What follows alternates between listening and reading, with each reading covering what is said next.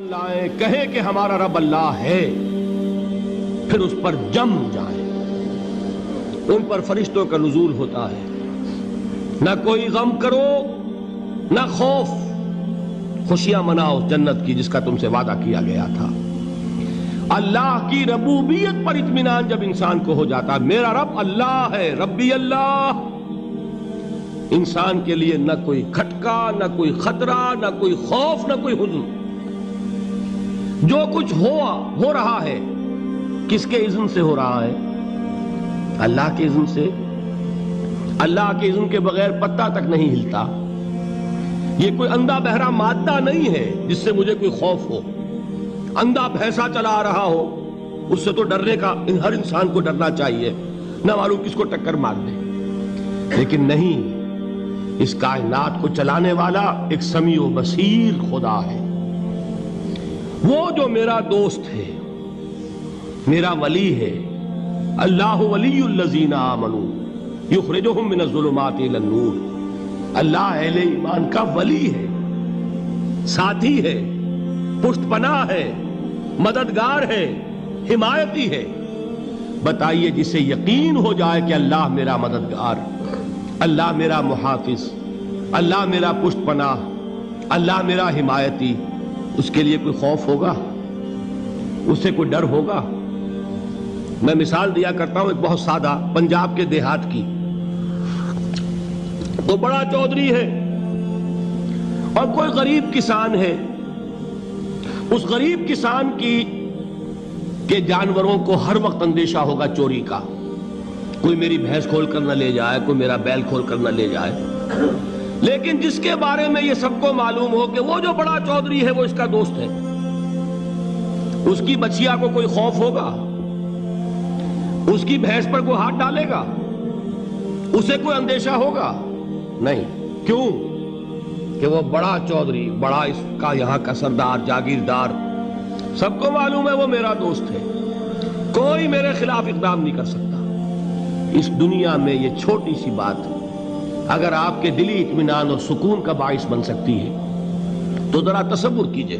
میں لفظ تصور استعمال کروں گا صرف اس لیے کہ اس کا ہم جس کو کہتے ہیں ادراک اور شعور کر نہیں سکتے، اگر کے ساتھ کر سکتے۔ اگر یقین ہو کہ اللہ میرا مددگار اور یقین ہو کہ اللہ ہر آن میرے ساتھ ہے، پھر کوئی خوف؟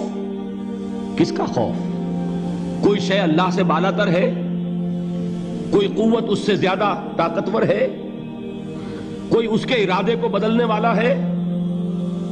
کوئی اس کی مشیت کے آڑے آنے والا ہے؟ یہی بات ہے جو حضور نے فرمائی۔ یہ ایمان کا حاصل ہے لب لباب،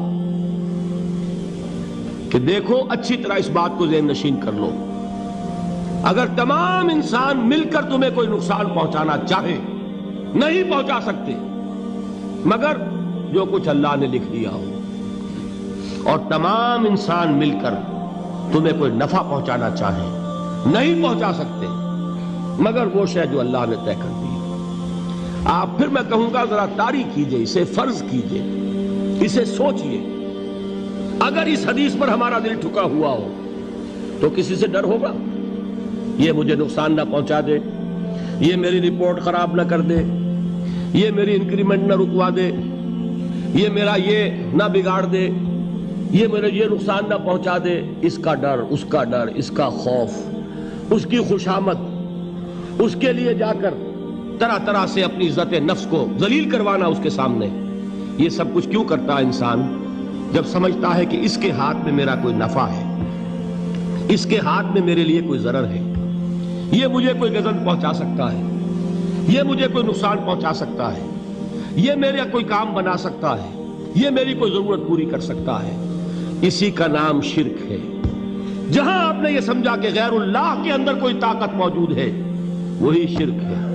بتوں سے تجھ کو امیدیں، خدا سے نومیدی، مجھے بتا تو صحیح اور کافری کیا ہے؟ شرک تو یہ ہے۔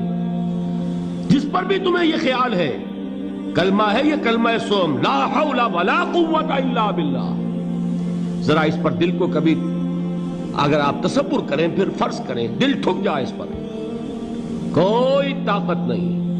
یہی بات تھی جو شیخ عبد القادر جیلانی رحمۃ اللہ علیہ نے اپنی وصیت میں اپنے بچے سے کہی. 11ویں دینے والے ہیں، لیکن حضرت شیخ عبد القادر جیلانی کی وصیت اور تعلیمات کو کتنے لوگ ہیں تو جانتے ہو؟ یہ جن مقامات تک پہنچے ہیں وہ کس چیز کی بدولت پہنچے ہیں؟ انہوں نے جو پیغام دیا وہ کیا تھا؟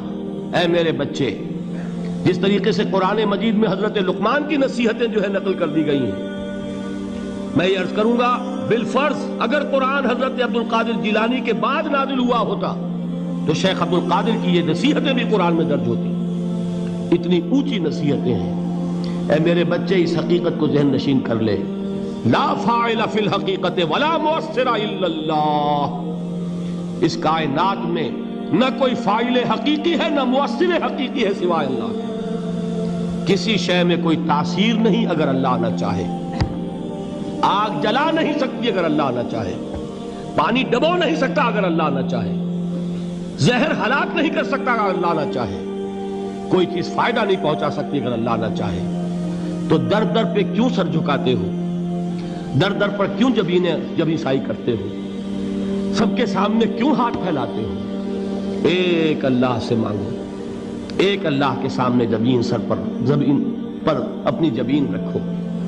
لا فاعل فی الحقیقت ولا مؤثر الا اللہ. نظر آتا ہے ہمیں کہ پانی پیاس بجھا دیتا ہے. پیاس بجھانے کی صلاحیت پانی میں نہیں ہے، اللہ کے اذن سے. کھانا بھوک مٹا دیتا ہے. بھوک مٹانے کی صلاحیت کھانے میں نہیں ہے، اذن رب میں. دیکھیے یہی یقین تھا. حضرت موسیٰ علیہ السلام کا واقعہ یاد کیجئے. سامنے سمندر آ گیا ہے. قوم دیکھتی ہے پیچھے کہ گرد و غبار کا طوفان ہے. معلوم ہوا کہ فرعون اپنے لشکر سمیت آ گیا ہے. لشکر جب چلتا تھا تیز رفتاری کے ساتھ تو گرد و غبار کا جو طوفان اٹھتا تھا اس کا تصور کیجئے. اور لمحہ بلمحہ وہ قریب آ رہا ہے. پوری قوم نے کیا کہا؟ اے موسیٰ انا لمدرکون. اے موسیٰ ہم کو پکڑے گئے. قرآن مجید نے تو یہاں وہ باتیں نہیں لکھی ہیں، لیکن تورات میں یہ درج ہے کہ بنی اسرائیل جھگڑنے لگے، دست و گریبان ہو گئے موسیٰ کے ساتھ. موسیٰ ہمیں یہاں مروایا لا کر، اس سے تو ہم ہی بہتر تھے. وہاں کھانے کو ملتا تھا، زندگی تو تھی، بیگار ہم کر رہے تھے، موت تو نہیں تھی. اب جو کچھ ہوگا اس کا تصور کرو، جس طریقے سے ہمارے ٹکڑے اڑائے جائیں گے. تو لڑ رہے ہیں حضرت موسیٰ علیہ السلام سے. یہ تورات کی تفصیل ہے. قرآن میں صرف اتنا آیا ہے، پریشان ہو کر انہوں نے کہا انا لمدرکون. موسیٰ ہم تو پکڑے گئے. اس وقت موسیٰ کا جواب کیا ہے؟ کلا ان معی ربی سیہدین. نہیں، میرے ساتھ میرا رب ہے، وہ راستہ دے گا. بتائیے کہاں راستہ نظر آ رہا ہے؟ یہ ہے ایمان بالغیب. راستہ نظر نہ آئے تب اللہ پر یقین ایمان ہے. جیب میں پیسے ہوں اور تب دل کو اطمینان ہے تو ایمان کس پر ہوا؟ پیسے پر، اللہ پر نہیں. جب وسائل و ذرائع نہ ہوں اور پھر یقین ہو کہ اللہ مسبب الاسباب ہے، وہ اسباب کا پابند نہیں ہے، وہ اسباب کا محتاج نہیں ہے، اسباب اس کے محتاج ہیں. اگر یہ یقین ہے تو اللہ پر ایمان ہے. یہ نہیں ہے تو تمہارا ایمان اسباب پر ہے، وسائل پر ہے، ذرائع پر ہے، مادیات پر ہے، اللہ پر نہیں. اس وقت کہاں راستہ تھا؟ کوئی راستہ تھا؟ سمندر ہے اور ادھر سے لشکر آ گیا ہے. کلا ان معی ربی سیہدین. اب دیکھیے ایمان کہہ دینا آسان ہے، ہوا معکم اینما کنتم. جہاں کہیں بھی تم ہوتے ہو اللہ تمہارے ساتھ ہوتا ہے. لیکن اس کا یقین قائم ہو جائے تو زمین و آسمان کا فرق واقع ہو جائے.